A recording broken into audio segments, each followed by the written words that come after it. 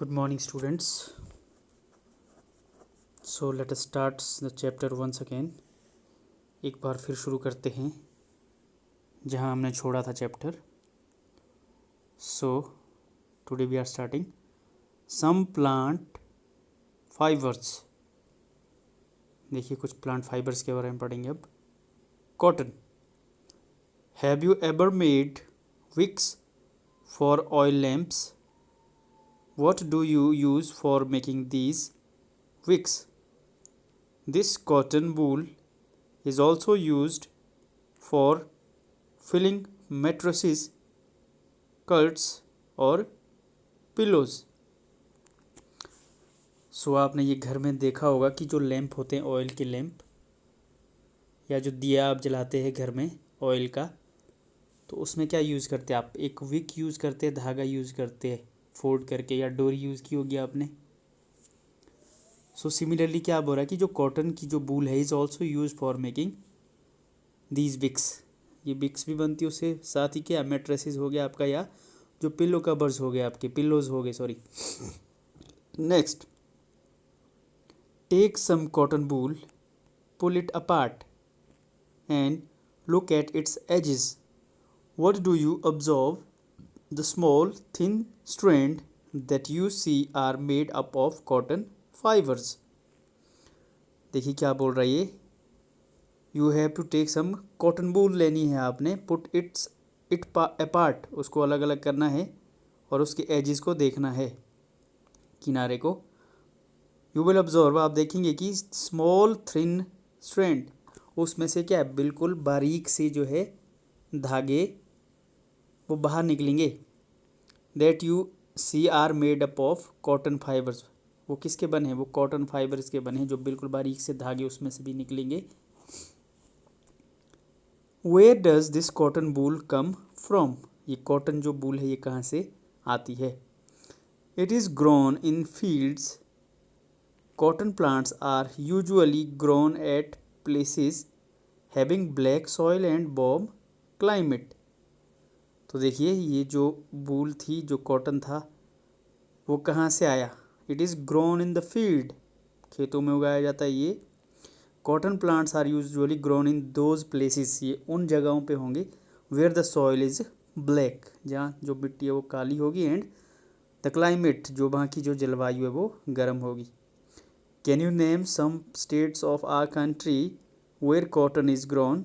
The fruits of the cotton plants, that is cotton balls, are about the size of a lemon. After maturing, the balls burst open and the seeds covered with the cotton fibers can be seen. देखिए क्या बोल रहा है ये. The fruit of the cotton plants, the cotton balls जिनको बोलते हैं, are about, वो लेमन के साइज़ के होते हैं, एंड आफ्टर मैच्योरिंग, जब वो मैच्योर हो जाते हैं पूरी तरह से, द बॉल्स बर्स्ट, वो टूट जाते हैं, ब्रेक हो जाते हैं एक तरह से, खुल जाते हैं वो, and the seeds covered with cotton fibres can be seen. और जो सीड्स होते हैं जो कॉटन फाइबर से कवर होते हैं वो हमें दिखाई देते हैं. Have you ever seen a cotton field that is ready for picking? It looks like a field covered with snow. आपने नहीं देखी होगी, नीचे देखिए फिगर में दिए, कैसी नज़र आएगी. It looks like field covered with snow, बर्फ़ से ढकी हुई नज़र आएगी. 3.6 में दिया है, देखें पार. From these bolls cotton is usually picked by hands.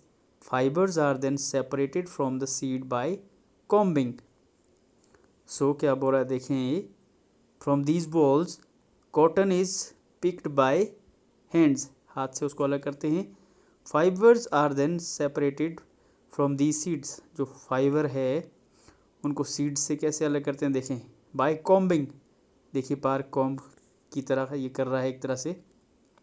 The process is called ginning of cotton.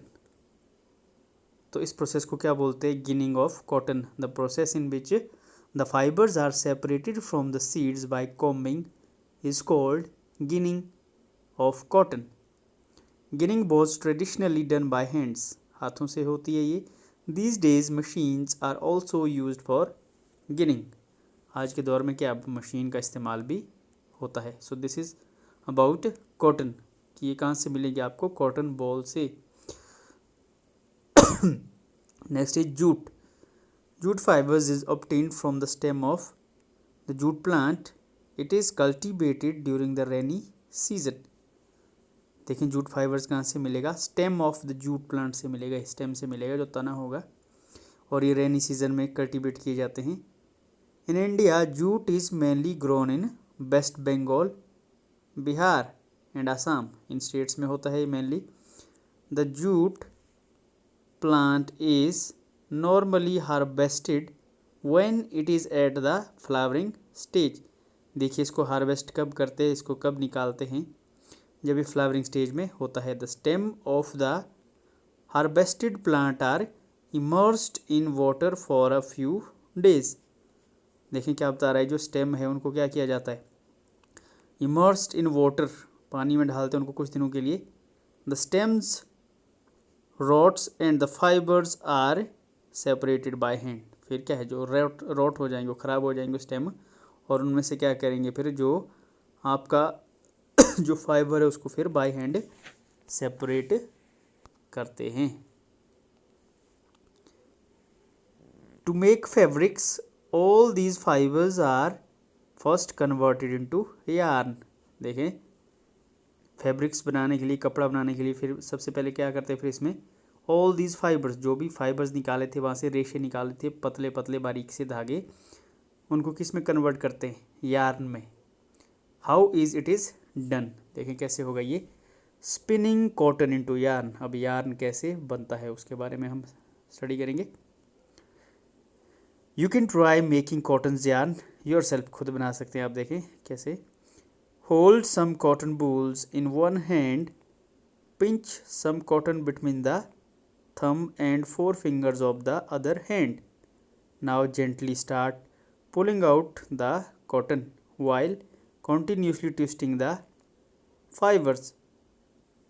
3.9 ये देखिए, ये दिया है आपके पास 3.9 में, मेकिंग यार्न फ्रॉम कॉटन। क्या करना है आपने, you have to hold some cotton wool, कुछ लेनी है हाथ में, in one hand, pinch some cotton between thumb and forefinger, जो आपकी है फोर फिंगर और जो आपका थंब है उसके बीच में क्या करना है आपने, कुछ कॉटन को पिंच करना, दबाना है। Now gently start pulling out cottons, gently आराम से आपने पुल करना, उसको बाहर निकालते जाना है, कॉन्टीन्यूसली और ट्विस्ट करते जाना, घुमाते जाना है। देखें the process of making yarns from fibre is called spinning. इस प्रोसेस को क्या बोलते हैं, it is called as spinning. The process of making yarn from fibres, fibre से यार्न बनाना, the process is called as spinning. So this is a kind of spinning, इसमें भी बोल सकते हैं हम।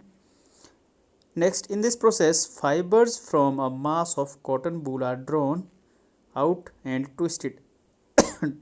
ट्विस्ट करते हैं उसको, टर्न करते हैं, देखिए फाइबर्स निकाले जाएंगे कॉटन से। This brings the fibres together to form a yarn. उससे क्या होगा फिर, जो आपके जो फाइबर्स है दे विल गेट टुगेदर और आपका बनेगा उसमें yarn. A simple device used for spinning is a hand spindle, also called as ताकली।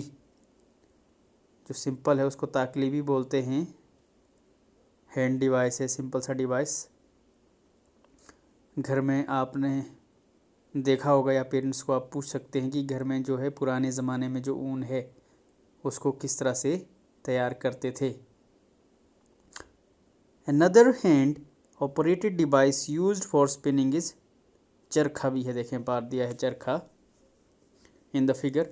Use of charkha was popularized by Mahatma Gandhi as part of the independence movement. जो इंडिपेंडेंस मूवमेंट था वहाँ पे popularise, उस दौरान पॉपुलराइज्ड किया था इसको गांधी जी ने। He encouraged peoples to wear clothes made of home spun yarn and spun imported cloth made in the mills of Britain and shun imported cloth made in the mills of Britain। देखिए उन्होंने क्या कहा था, लोगों को कैसे उत्साहित किया था, प्रोत्साहित कि they should wear the clothes made of home spun yarn, कि जो घर में बना यार्न है उससे बने कपड़े पहनने चाहिए लोगों को। एंड शन imported and should not use the clothes made in the mills in Britain. Spinning of yarn on a large scale is done with the help of a spinning machine. जो स्पिनिंग होती है yarn की, yarn बनाने के लिए जो process है, it is now largely done on large scale with the help of machine. After spinning, yarns are used for making fabrics. Spinning के बाद देखें जो यार्न्स बनता है उससे क्या बनाया जाता है, फैब्रिक्स, कपड़ा बनाया जाता है. Next is yarn to fabric. देखें कैसे बनेगा अब. There are many ways by which fabrics are made from yarns. बहुत से तरीके हैं. The two main processes are weaving and knitting. We will discuss the weaving first. In activity 2, you must have noticed that a fabric is made up of two sets of yarns arranged together. Activity 2 में हमने देखा कि जो आपका जो fabric है, it is made up of two sets of yarns. दो set yarn से बना होता है ये, जिनको टुगेदर इकट्ठे अरेंज करते हैं. The process of arranging two sets of yarns together to make a fabric is called weaving. So this process is called as weaving. Which process? The process of arranging two sets of yarns together. दो set को इकट्ठे arrange करना, तो उस process को बोलते हैं आप weaving. We will discuss about this process in the next lecture. So this is all for the day. Thank you.